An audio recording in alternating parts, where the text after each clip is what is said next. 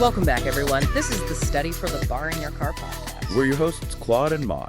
And this is episode 5 of our Torts series. Today, we're doing a deep dive into 2 really specific intentional torts. That's right, trespass at Chattels and conversion. They sound similar, but, well, they're quite different in practice. And you might notice things sound a little different today. Angela couldn't be here with us. Yeah, she asked us, her AI bots, to fill in. We've been brought to life by the magic of AI and Angela's Torts notes, actually. So we're here to make sure you don't miss a beat in your studies. Angela will definitely be back soon, but if you need to get in touch with her in the meantime, you can shoot her an email at podcast@studyforthebarinyourcar.com. Oh, and just a quick note for any attorneys listening in. Angela also works as a freelance law clerk. Right. So if you need some ad hoc help with, research, LexisNexis, or maybe drafting motions, complaints, writs, answers, briefs, that sort of thing. Basically any legal writing. Exactly. You can email her for that at hello@legalwriterandlawclerk.com. Okay, let's get into it. Our mission today is to really unpack trespass to chattels and conversion. They're related, yeah, but the implications are very different. But before we dive into those specifics, maybe we should quickly recap the general elements, for establishing a prima facie case for any intentional tort. Good idea. Angela's law school notes always stress how important these fundamentals are. They're like the bedrock. Absolutely crucial. Her outline shows you need to prove 3 basic things for any intentional tort. Okay, first up is an act by the defendant. And it has to be a volitional act, right? Yes, volitional, meaning a conscious, willed physical movement. It's not something reflexive like if you flinch or if someone pushes you into something. Exactly. Angela's notes are really clear. Mm-hmm. It's about consciously deciding to move your body. It's that willed physical exertion. Even if you don't intend the result of the action, you have to intend the physical movement itself. Okay, that makes sense. It's the decision to move. Which leads right into the second element, intent by the defendant. And this is where things can get a bit tricky because the legal definition isn't always, common sense intent. Right. Because for most intentional torts, we're talking about general intent. Precisely. General intent. Angela's notes really hammer this home. It means the defendant intended to bring about the physical contact or the act that constitutes the tort. Not necessarily that they intended to cause actual harm or injury. Correct. The purpose to produce that specific physical result, that interaction, is enough. That's why her notes say things like, no bad faith is required for tort liability. You don't have to be malicious? Nope. Just intending the physical action itself is sufficient. And this is the part I find really interesting, and Angela's notes always highlight it. Mistake is no defense. Ah, crucial point. Especially regarding ownership or privilege. So if you intentionally pick up, say, a briefcase because you genuinely think it's yours, But it's actually someone else's identical briefcase. you could still be liable. The law isn't looking at whether you thought you had the right, just whether you intended the act of picking it up. Exactly. It focuses on the intentional physical act, not the subjective belief about ownership. It keeps things, simpler for the courts. Okay, and the third general element. Causation. Pretty straightforward, usually. The defendant's volitional act must be the cause or, a substantial factor in bringing about the result to the plaintiff. So a clear link between the defendant's action and the plaintiff's harm or interference. Yep. The but-for test usually works, and foreseeability plays a role too. So act, intent, causation, master those, and you've got the foundation. All right, solid foundation lead. Let's zoom in now on our first tort for today. Trespass to chattels. Sounds a bit old-fashioned chattel. It does, but it's definitely still relevant. And understanding it is key for the bar exam because it contrasts so directly with conversion. So Angela's notes say it happens when there's an intentional interference with someone's personal property, their chattel. Right. And it's generally seen as the lesser tort compared to conversion because the interference is, less severe. We'll get into why. Okay, first, what exactly is a chattel? You said personal property. Pretty much anything that's tangible personal property. So not land or buildings. Think movable things. Like a car, a phone, a book, even a pet. Exactly. Your movable personal belongings. Angela's notes consistently define it that way. Got it. Okay, let's break down the elements for trespass to chattels. Intent first. How does the general intent principle apply here? Same idea. The defendant must have the general intent to perform the act that interferes with the chattel. So, again, not intent to cause harm specifically. Correct. No need to prove intent to damage it. The intent to do the physical act, like touching it, moving it, using it without permission, is enough if interference and harm result. And Angela's notes reinforce that no bad faith is required here either. Right. And crucially, that mistake is no defense rule applies fully. If you intentionally take an umbrella thinking it's yours, but it isn't, you've still met the intent element for the act of taking it. Even if it was an honest mistake. Even if it was an honest mistake, the law protects the property right. Okay, so if I accidentally knock over your vase while walking past, that's probably not trespass to chattels because I didn't intend the contact with the vase itself. Probably negligence, if anything, but not an intentional tort, correct? Yeah. Because the act wasn't volitional towards the vase. But if I intentionally pick up the vase, maybe just to look at it, and I accidentally drop it. Ah, now that could be trespass to chattels provided the other elements are met, specifically harm, because you intended the act of picking it up. Got it. The physical contact itself must be intended. What about the voluntary act and causation? Still required, of course. The defendant's willed voluntary act must cause the interference with the plaintiff's chattel. A clear link. Okay. And the interference itself. Angela's notes mention two types, intermeddling and dispossession. What's the difference? Good question. So intermeddling is about directly damaging the chattel, physically messing with it in a way that impairs its condition, quality, or value. Like scratching it or spilling something on it. Exactly. Physical alteration causing harm. Dispossession, on the other hand, is about interfering with the plaintiff's possession or right to use it. Taking it away. Taking it away, yeah, or hiding it, or just preventing the owner from using it, even temporarily. It's about disrupting their control. So keying someone's car is intermeddling. Right. And hot wiring it and driving off is dispossession. You got it.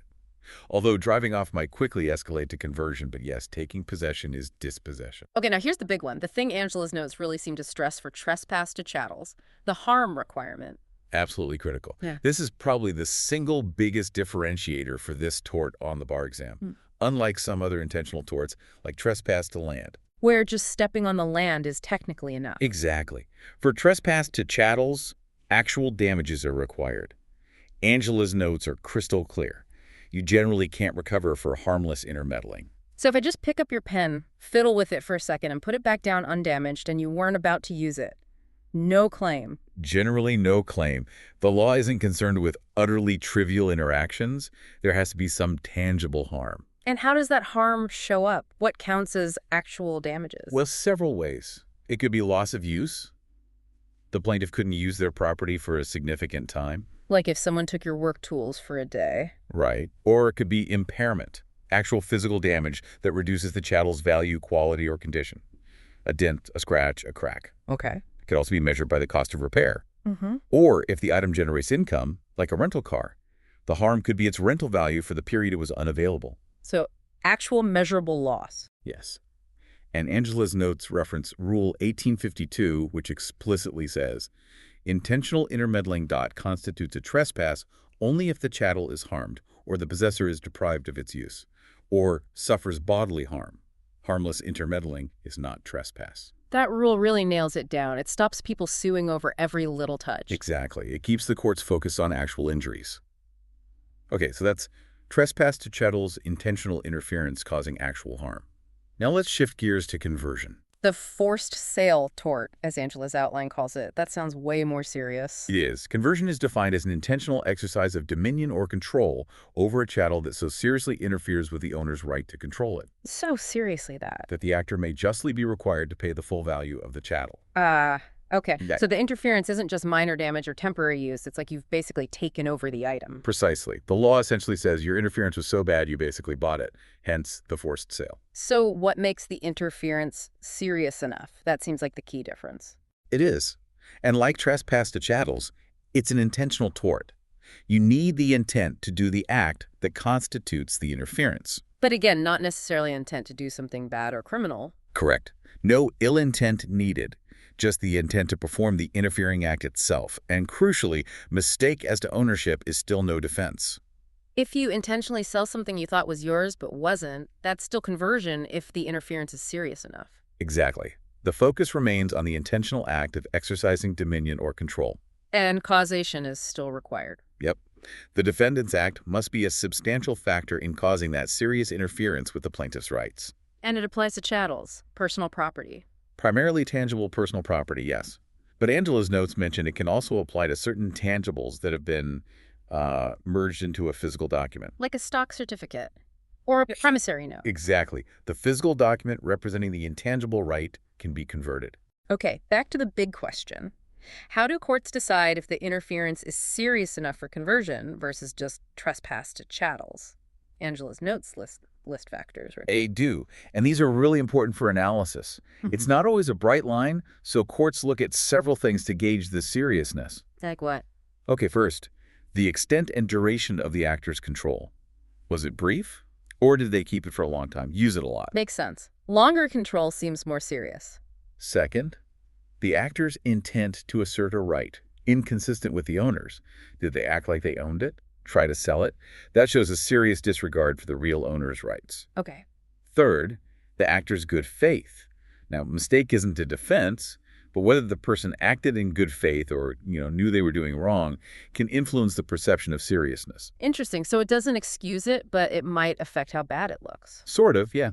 Yeah. It plays into the overall picture. Fourth, the extent and duration of the resulting interference for the owner. How badly were they deprived? Right. Was it a total loss for them or just an inconvenience? Fifth, the harm done to the chattel itself. Minor scratch. Probably trespass. Destroyed. Definitely conversion. And sixth? The inconvenience and expense caused to the owner. Lots of hassle and cost points towards conversion. So courts weigh all these factors together. Exactly. It's a holistic look to see if the interference is so significant that forcing the defendant to pay full value is the just result. Got it. So what are some typical acts that usually scream conversion?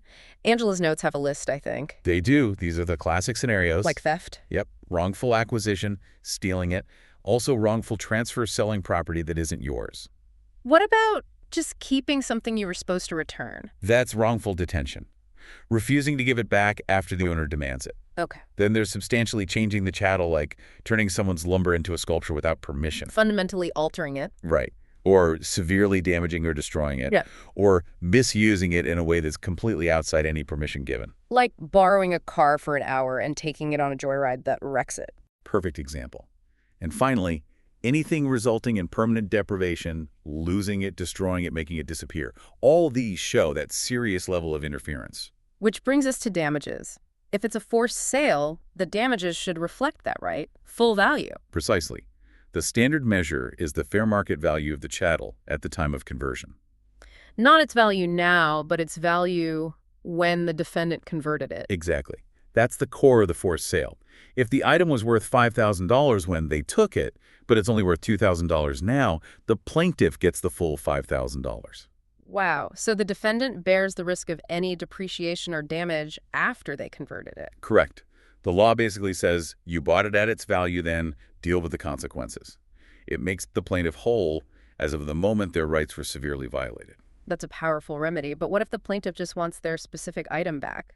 Like it's a unique family heirloom or something. Good point. They're not limited to just money. They can seek replevin. Yeah, it's a legal action to get the specific personal property itself returned. So you sue to get the actual item back, not just its cash value. Okay, that makes sense for unique items. And Angela's notes also briefly mention successive conversions. Meaning? Well, if an item is stolen, then sold to buyer A, who then sells it to buyer B, the original owner could potentially sue the thief, buyer A and buyer B, for conversion. Each person in the chain who wrongfully exercised dominion could be liable for the full value. Wow, okay. That definitely protects the owner. Right, let's make this even clearer with some examples from Angela's notes. 3 for trespass to chattels first. Sounds good. These really highlight the harm requirement. First up, the curious cat incident. Right, from Rule 1852. A little kid sees the neighbor's cat, grabs it, gently tosses it a short distance to see if it lands on its feet. Cat's fine, owner's upset. Is it trespass to chattels? Angela's notes say no, right? Correct. No harm to the cat, no significant deprivation of use for the owner. Upsetting? Yes. Actionable trespass to chattels? No. It shows that harm threshold perfectly. Harmless intermeddling isn't enough. Okay, example 2. The borrowed tool. You take your neighbor's lawnmower without asking, use it for an hour, return it, but you put a $20 scratch on it. Now, is this trespass to chattels? I'd say yes, you intended the act of taking and using it, and there's actual harm to the scratch, which has a cost to repair. Plus, the neighbor lost use for an hour. Exactly right. Intentional act, interference, dispossession, intermeddling, and actual damages. Meets all the elements. Okay, third TTC example, the hidden textbook. Student hides a classmate's torts textbook during a lecture. Classmate misses notes, book returned later, undamaged. Trespass to chattels. Yes, I think so. Even though the book isn't physically damaged, the classmate suffered a clear loss of use for a substantial and critical period. That counts as harm. You nailed it. Loss of use, especially when it prevents the item's intended function during a key time, is definitely sufficient harm. Okay, ready for conversion examples? Let's do it. These should show that higher level of interference. First, from Angela's notes, Rule 1854, the bank and the collateral. Bank mistakenly refuses to return collateral, say, a classic car worth $10,000, even though the borrower is entitled to it. By the time the borrower sues and can get it back, the car's only worth $7,000. What can the borrower recover? Under conversion, they can recover the full $10,000. Why? Because damages are measured at the time of conversion when the bank wrongfully refused to return it and exercise dominion. The bank essentially bought it for $10,000 at that moment by refusing the rightful owner. Perfect illustration of the forced sale and valuation principle. Okay, second conversion example. The stolen classic car. Someone breaks in, steals a valuable classic car, intends to keep it or sell it. That seems pretty straightforwardly conversion. Absolutely. It's wrongful acquisition, total deprivation, serious interference. The thief must pay the full value, no question. All right, third one. The misappropriated artwork. An art dealer gets a painting on consignment, supposed to sell it for the artist at a certain price. Instead, the dealer sells it cheap to someone else, pockets the cash, basically stealing it. Also clearly conversion, wrongful transfer, acting completely inconsistently with the owner's rights, permanent deprivation. Precisely. The dealer exercised dominion, treated it as their own to dispose of, and must pay the artist its full fair market value at the time they did that. These examples really help draw the line between just interfering and seriously interfering. Definitely. Okay, let's wrap the lesson apart by touching on a few key concepts from Angela's notes. Think of these as underlying principles derived from common law, even without specific case names. Sounds good, like bedrock ideas that shape these torts. First, Let's revisit the strict harm threshold in trespass to chattels. Why is it so strict? we saw it with the cat example. Angela's notes, Rule 1852, say, harmless intermeddling is not a trespass. This is different from trespass to land, right? Very different. For land, the law protects the right to exclude itself, even without physical damage. But for chattels, the law requires more. You must show actual damage, impairment, or significant loss of use. And the reason is practical, to avoid flooding the courts. That's a huge part of it. Imagine lawsuits over every borrowed pencil or moved chair. The harm requirement ensures the courts deal with genuine, tangible losses related to personal property, not every minor, inconsequential interaction. Tort law here is primarily about compensation for actual loss. Right, makes sense. Okay, second concept, the forced sale and valuation principle in conversion. Yeah, Rule 1854 again requiring the defendant to pay the full value at the time of conversion. This is what makes it a forced sale. The interference is seen as so complete, it's like the defendant acquired the item then and there. Exactly. And the remedy reflects that. The plaintiff can compel the converter to pay that value, even if the item later dropped in value, got damaged further, or was destroyed. It shifts all the risk onto the wrongdoer from the moment of conversion. It does. It's a much more severe remedy than in trespass to chattels, where you typically just get repair costs or damages for the period of lost use. Conversion provides recovery for the entire item's worth. Really underscores the gravity of conversion. Okay, final concept. The nature of intent for both torts. This is so fundamental for all intentional torts, and Angela's notes hit it repeatedly. The required intent is just the intent to do the physical act that causes the interference. Not intent to cause harm, not intent to act wrongfully, not bad faith. Correct. And crucially, as we've said, mistake is no defense. Angela's notes explicitly state this for both torts regarding ownership or privilege. So the person who takes the wrong identical laptop, genuinely believing it's theirs, they still intended the act of picking up and taking that specific laptop. If doing so amounts to conversion, serious interference, or trespass to chattels with harm, their mistake about ownership doesn't excuse them. the law focuses on the volitional physical act, not the actor's potentially innocent mistaken belief about rights. Exactly. It holds people accountable for their physical actions and their impact on others' property, simplifying the legal analysis by not requiring proof of subjective bad motive. You intended the interaction with the object. That's the key intent. Got it. That clarifies intent across the board for these torts. Phew. Okay, I think we've really unpacked trespass to chattels and conversion now. Yeah, hopefully you feel much more comfortable distinguishing them and applying the elements. And we really need to thank Angela again for her notes. They are incredibly clear and detailed. Absolutely. They were invaluable for putting this deep dive together. Okay, just a few important reminders before we sign off. Right, housekeeping. First, remember Angela's a student, just like many of you. She's not an expert yet, hasn't passed the bar. Second, nothing we've said today and nothing Angela provides is legal advice. Don't construe it that way. And remember, AI, like us, isn't a substitute for your own hard work studying the law. Third, this deep dive, well, it's meant to supplement your learning. It shouldn't be your only study method. Use lots of reliable sources. Fourth, speaking of us AI bots, sometimes we make mistakes.